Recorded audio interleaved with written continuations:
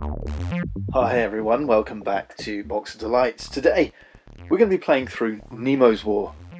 I had one little learning game I didn't get very far through, so we're going to try and do a complete game and try and develop our understanding of this game. It's published by Victory Point Games, an adventure game designed by Chris Taylor. Let's have a quick look at the basic parts. We've got a player area in front of us.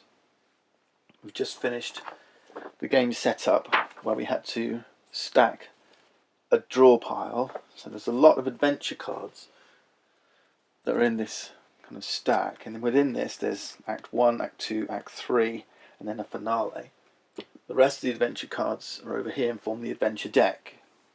These tracks here represent our resources, the health of Nemo, the crew, the hull.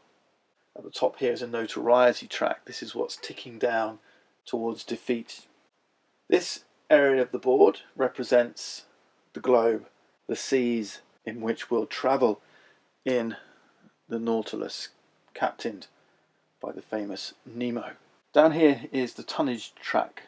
I'm afraid our role in the game is that of an aggressor, sinking ships for tonnage, which is victory points, or salvage to upgrade your Nautilus. And over to the right here are upgrades that we can put on our submarine. Victory in this game is through victory points. Victory points come from those sunken ships, from collecting treasures and performing various tasks as we adventure through this story. The weight of those relative ways of scoring victory points depends on our motives. There's 4 different motives. We can have a motive for anti-imperialism, for exploration, and also for science or war. So there's 4 different motives. We're going for exploration. We'll lose the game if any of these tracks reach defeat or our notoriety becomes such that we hit defeat on this track.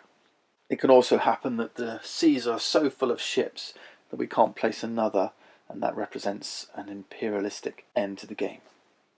Right, without further ado, let's start things off and get playing. We start by drawing an adventure card. And the first one has been stacked as the prologue to Act 1. The facts relating to this apparition entered in various logbooks agreed in most respects as to the shape of the object or creature in question. The untiring rapidity of its movements, its surprising power of locomotion, and the peculiar life with which it seemed endowed. If it was a whale, it surpassed in size all those hitherto classified in science. The story is that of the novel 20,000 Leagues Under the Seas by Jules Verne. In the introduction to that story, you'll find that there's this unknown thing. They think it's some kind of beast that's sailing the world, destroying sinking ships. An eclectic crew is sent out to discover what the nature of this beast is. Of course, it turns out to be the Nautilus, and our crew become members of the Nautilus crew and accompany its infamous captain on its adventures. The prologue asks us to roll a die and place the Nautilus in the corresponding major ocean. We've rolled a 6. 1, 2, 3, 4, 5, 6. Commence play with the next card, and it says roll 2 white dice to begin each placement phase. There's a handy turn sequence here, so that's all you really need. So phase 1 is the event phase. Reveal the top card in the draw pile, follows instructions, and then we move to the placement phase. The act cards form their own discard pile. Let's push on. A capital encounter. Soon the Canadian announced that the craft was a big battleship, a double-decker, ironclad, complete with ram. Dark, dense smoke burst from its 2 funnels. Its furled sails merged with the lines of its yard arms. The gaff of its fore and aft sail flew no flag. So, our first step in the adventure is we've encountered a ship, a capital. There's different varieties of event cards here. We've got a play card. We must play this immediately. It's not a great start. The first symbol says we must place this card in the fail pile. Normally these cards have a pass or fail attempt. We automatically fail this one. It also says we increase our notoriety by 2 And we add the black background capital ship to the Nautilus's current ocean and fight it immediately. I'm not sure we're prepared for this, but here's the capital. We place it in our ocean, and we add 2 to the notoriety track. Now for this battle, nothing like getting us straight into the action. It tells us this is a mandatory free stalk attack action. Attacks can be bold, they can be a stalk. There's 2 types of ship tokens. There's warships and non-warships. Warships have an attack strength and a defense strength. Non-warships only have a defense strength. The Cerberus is a warship. If we sink the Cerberus, we gain 1 notoriety. Capital is the ship's class, it's a British ship. This is the number of victory points we get for defeating the warship, 3. The British Navy was supreme in this time. Between 1805, Lord Nelson's victory over the French and Spanish at Trafalgar, and all the way up to World War I. So most ships in this game will be flying the British flag. Normally when you do a stalk attack, you would have the option. You do this ship, you don't really know what it is you're going to see, so you would have the option of fighting it or not. A bold attack, you must. So what this is telling us is we must attack it, but it's as if we've chosen to do a stalk attack. And the benefit is we get a +1 die roll modifier with 1 attack on this ship. Right, warships attack us first. That's the first step. We can see the combat sequence up here. Warship attack. We roll 2d6 versus the warship's attack value. 8 is the attack strength. Let's roll the dice. We got a 9. That's higher than the 8. The Cerberus has missed. If we'd rolled less than, we'd score hits equal to the lowest die. So here we'd have scored 2 hits. We take that as damage up here. Step 2, we get to attack back. Now we're comparing against its defense value. We've got +1 on the dice. And if we wish, we can exert one of our ship's resource to get another plus. Why don't we do that? Up on this track, we can choose to exert Nemo, the crew, or the hull. When attacking, you can freely exert one of the ship resources if you wish. So let's say I choose to exert the crew. What you do is you move it to the DRM, the +3. If we're successful, this goes back. If we're unsuccessful, it drops down a spot. The DRMs get lower as you go down the track, and obviously we don't want to be defeated. So we've got a +3 on our dice, +1 from the stalk attack, so +4, and we're looking for a 10. We've got 11. We've successfully sunk the Cerberus.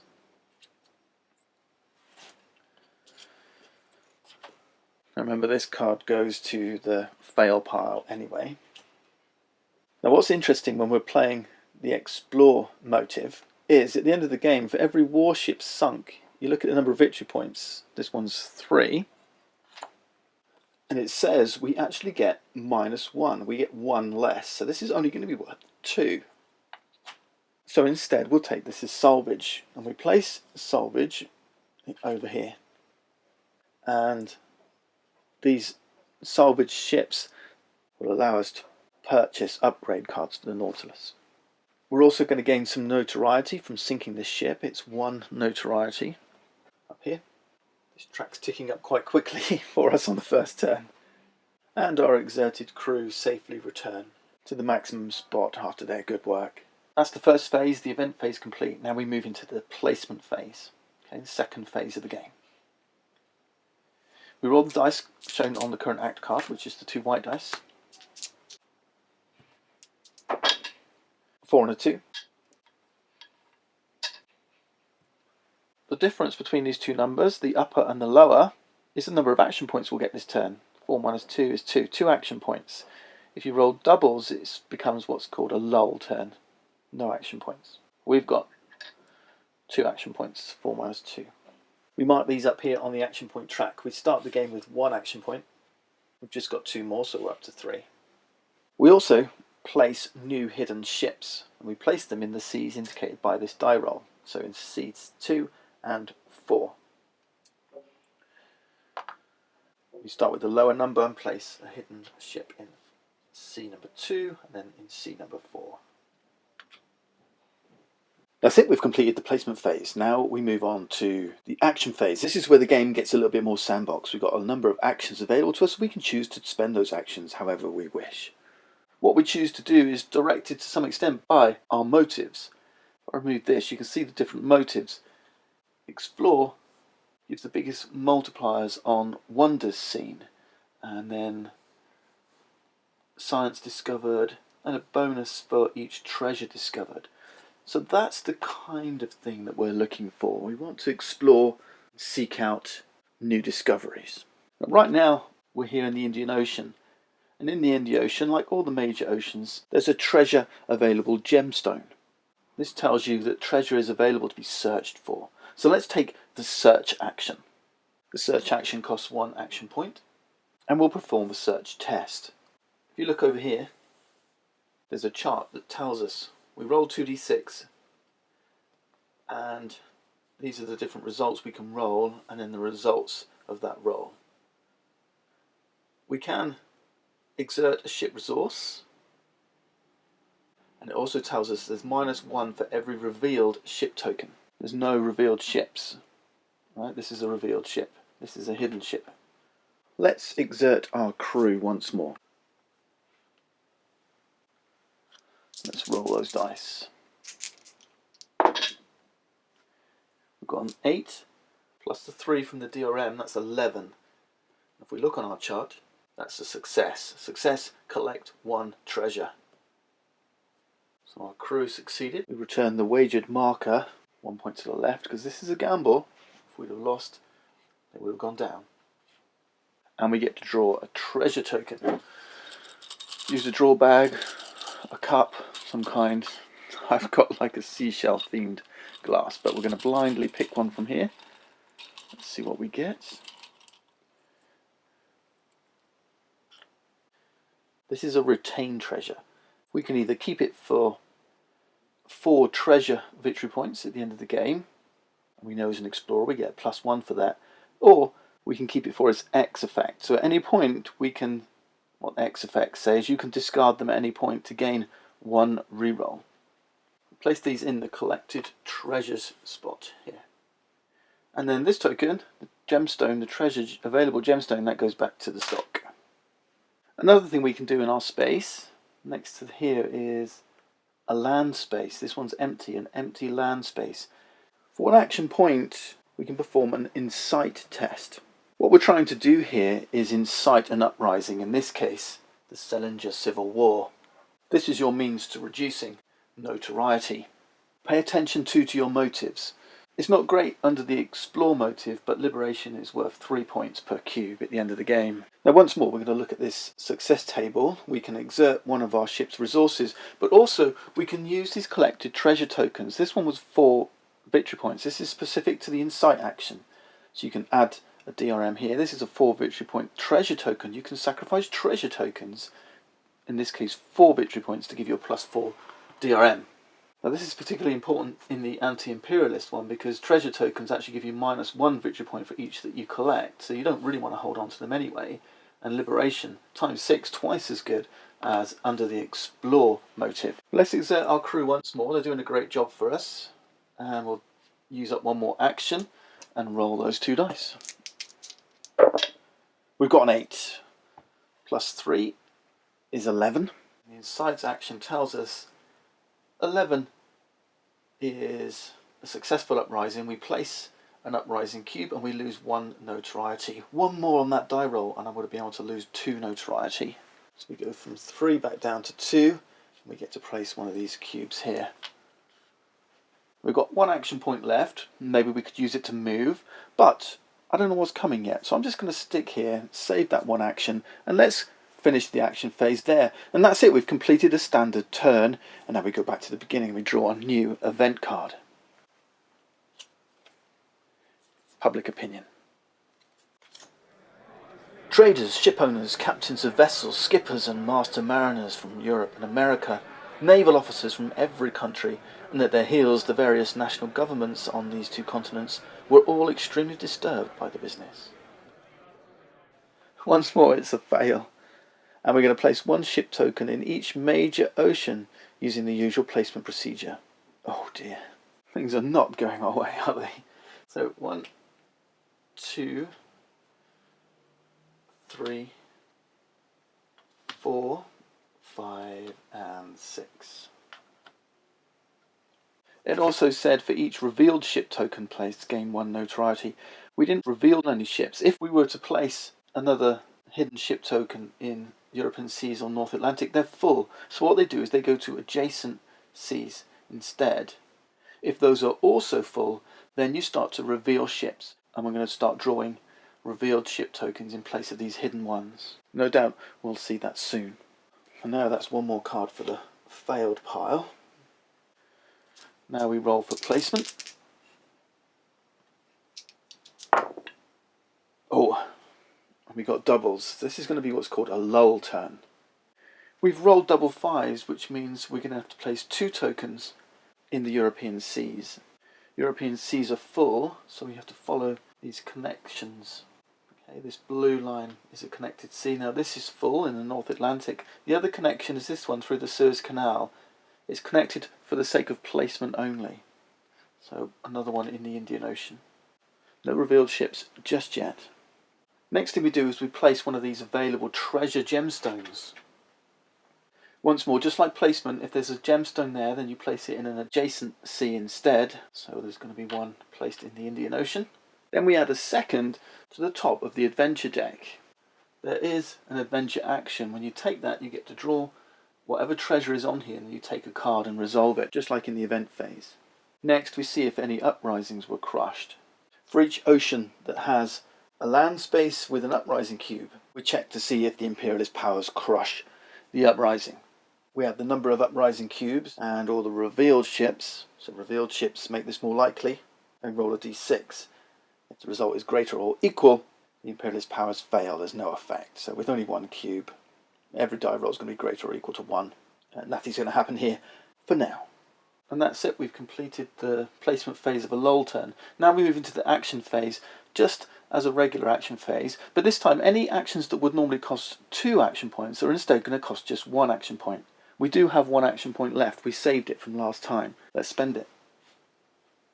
There's a little chart that tells you normally the adventure, the rest, repair and refit actions cost 2. They're going to cost just 1 action this time. Let's take the adventure action. We start by drawing the top card from the adventure deck. And we can choose whether to accept it or not. If we do, there's 2 available treasure gemstones on top of that deck. We would collect 2 treasures. If we choose not to, we just return this to the bottom of the deck and we get no treasure. We're certainly going to carry this one out. It says the Red Sea. The Greek and Latin historians do not speak favourably of the Red Sea. It is, he pretends, a sea subject to fearful hurricanes, strewn with inhospitable islands, and which offers nothing good, either on its surface or its depths. We can either put this straight into the pass pile, or we can take up to 2 discarded ship tokens, if available, and place them in empty salvage point boxes, if available, and fail the card. Well, there aren't any discarded ship tokens, so we're going to just take it, we're going to pass it. It counts as a wonder victory point, which is perfect. We want to collect those. Remember, they're worth 7 victory points for each, so that's 1, that's 7 points. In the pass box, and then we discard these 2 treasures, and we get 2 treasure tokens. Okay. We have found a treasure worth 3 victory points, and we've also found a wonder. Great stuff. And there we end our turn, and the adventure is the Coral Realm. Captain Nemo and his men had come to bury their companion in this communal resting place on the inaccessible ocean floor. This is an adventure card. It gives us 0 victory points on its own, so it's down to our motive. Now as it goes, adventure cards for us are worth an extra 0 points each, so it's not going to gain us any victory points. If we pass, we gain 2 crew. If we fail, we lose 1 crew. And it's a test to 10, and we can exert the crew if we wish in order to try and pass it. So my crew should be here. If we exert the crew, which we can do. With these tests, whichever icons are here, this is the crew icon, is the things that you can exert. And there could be more than one, so you could potentially exert more than one. So, if we exert crew, that gives us a +3, and we need a 7 off the dice. If we succeed, it goes back up here, and this doesn't give us any victory points. If we fail, this will lose, and we go down one more crew. So, I don't think we're going to gamble it. If we gamble and lose 2 crew, don't like the odds. Let's just roll the dice and leave it to fate. We're looking for a 10. That was a 5. We lose 1 crew and fail the test. Okay. We do have some crew members down here that can help us. For example, the second officer gives you +1 action. Professor Aronox gives you +2 DRM after the roll. So you know whenever we're exerting our resources, always before the roll. So if we'd rolled an 8 here, we might have used Aronox to save 1 crew. Ned Land, +1 DRM. Consai is a re-roll. First officer, +3 actions or +3 DRM. And then the chief engineer is +2 actions. Each one of these, if we don't use them, are worth a certain number of character remaining victory points at the end of the game. Okay, let's do our placement. Oh, just 1 action point. The dice are not working for us. And we've got placement in major oceans 1 and 2. So that's 1 here, 2 here, Eastern Pacific. We've only got 1 action left. I don't think I want to move just yet. Instead, I think I want to attack one of these hidden ships with a stalk attack. Attack is a 1-point action. Of course, now we've got to replace that hidden ship with a revealed ship from the ship draw pool. So blindly draw.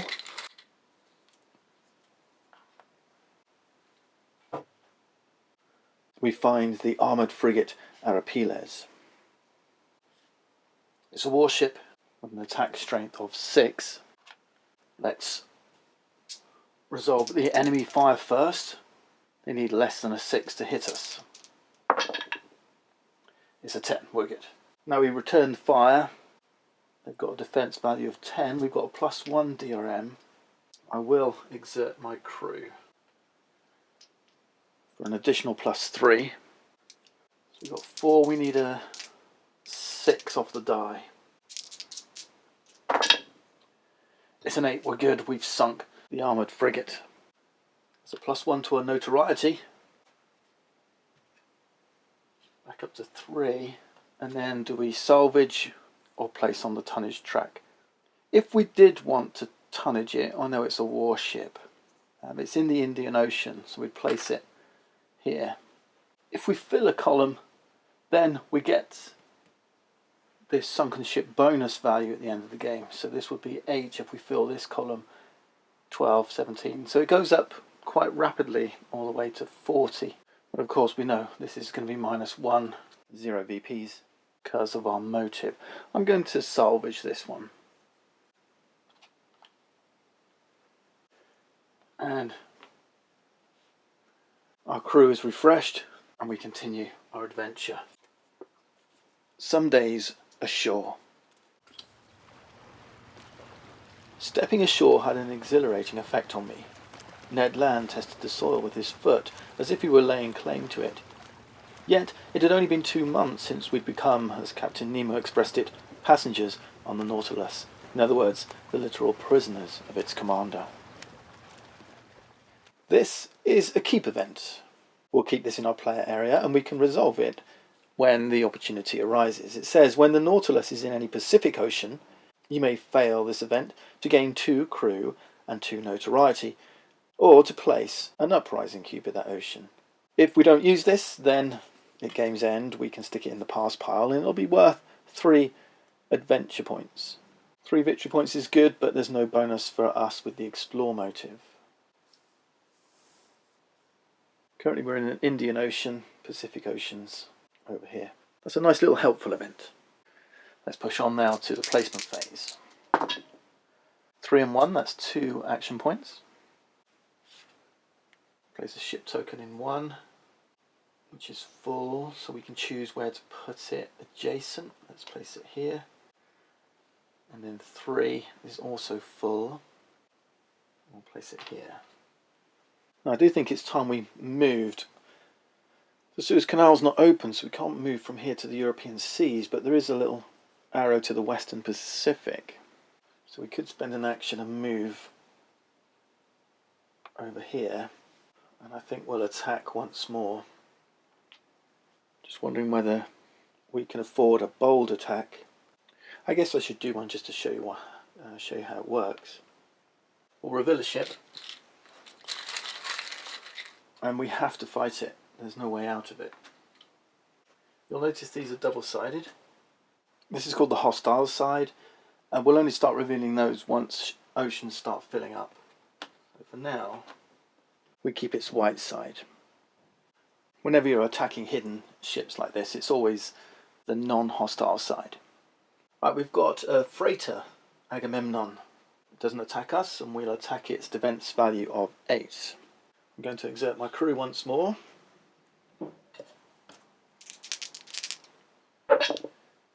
7, 8, 9, 10, we're good. And this time, we beat this in the Western Pacific. I'm going to place it here as tonnage. Now, since we did a bold attack, we can push on. For no further actions, we can keep attacking these hidden ships. If we decided to take this as salvage, then we must stop. As tonnage, we can push on. If you failed attack, you must stop. If you succeed, you may push on, or you can decide to stop. So it's up to us now. Right? But if you want to push on, you have to both succeed and take the sunken ship as tonnage. Right, so let's go again. Take another ship. Oops, well, that one fell out. Let's take that one. This is the hostile side. This is the non-hostile side. So we've got the Giuseppe Garibaldi, and this is a warship. It's going to attack us for 6. That is a 6, so it misses. It has to be less than 6. Now we attack. We did a 9. Let's exert our crew once more. Remember, we don't get the +1 DRM. It's a 10, we're good. And Giuseppe Garibaldi is ours. This time I'm going to take it as salvage. Now every time we do that additional 1 attack, we also have to increase our notoriety. There's also 1 notoriety on this one, none on the frigate. Well, that is a +2. Okay, so 1 for the freighter and 1 for pushing the bold attack. Okay, we've taken a ship for salvage. We have to stop our bold attack. We can't push on any further. And that's the end of our turn. Let's move to the next adventure. Lost time. We'd run aground at full tide, an inconvenient state of affairs for floating the Nautilus off. But although it could neither sink nor split open, it was in serious danger of being permanently attached to these reefs, and that would have been the finish of Captain Nemo's submersible. So the Nautilus is in trouble. It says, reduce the number of Nautilus upgrade cards available for purchase by 1 of your choice from among those available. Discard it and it's out of play for the rest of the game, and this is an immediate fail. That's a shame. Not nice. So we've got to lose one of these upgrades. Well, I do fancy the Arcane Library, and the Hydro Drive is good for hopping around the map. It saves you some actions. And at the beginning of the game you do have the option to purchase this during setup at the expense of some of your ship resources. But I chose not to do so. This one might be good later in the game. Let's take away the electro-powered crew armour. That's out of the game. Right, let's do our placement.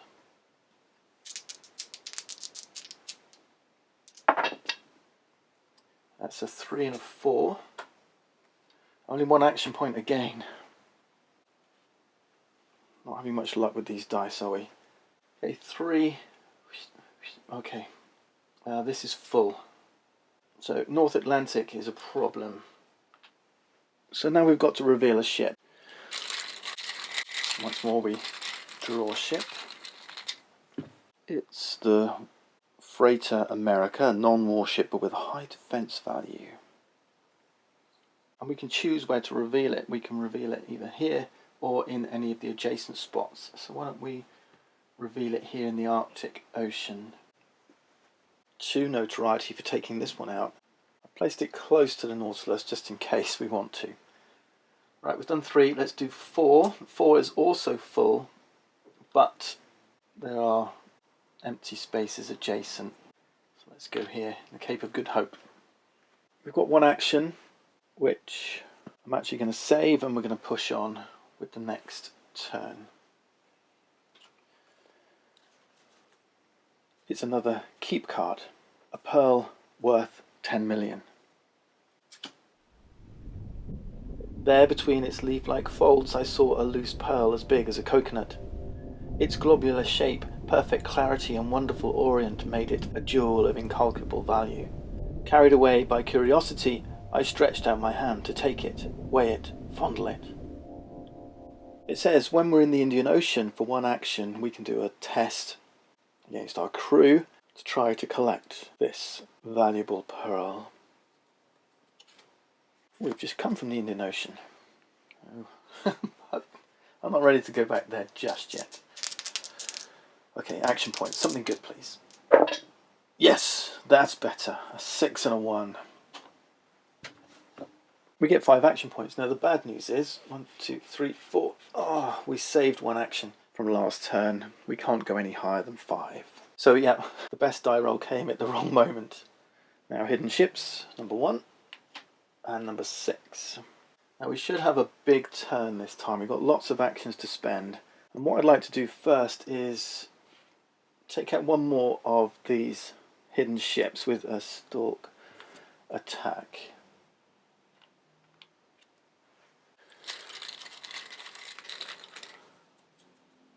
It's the Rhone, a mail ship. 1 notoriety for taking this one out. It has a defense value of 7.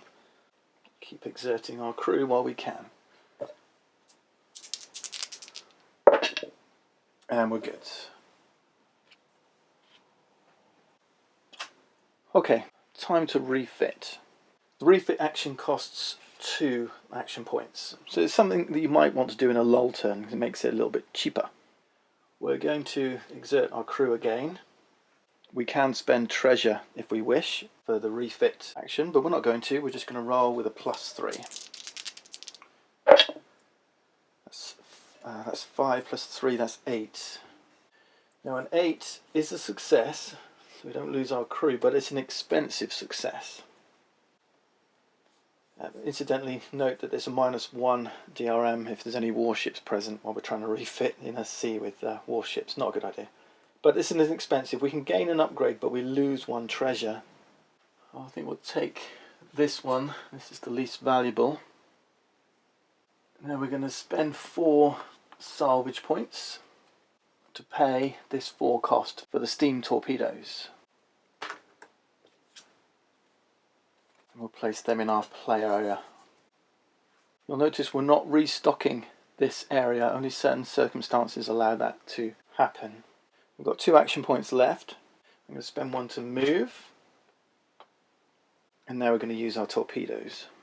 It says, once per action phase, you may take 1 free torpedo attack at the Nautilus's location. Roll 2d6 and sink the targeted non-warship on a 5+. Alright, we're going to try and torpedo the America. So we need a 5+ on a non-warship. There's no DRMs here. And we're good, we got a 9. We've sunk this thing, but it does increase our notoriety by 2. Let's take this for tonnage then. Now it just so happens we didn't sink this in a major ocean, we sank it in a transitional ocean between 1 and 3. So we can place it in either the Western Pacific or the North Atlantic. So let's place it in the North Atlantic. Now with 1 action left, I'm going to end the action phase there. And draw. And we head into Act 2. At this point I'm going to say Join me next time as we continue the adventure in Nemo's War.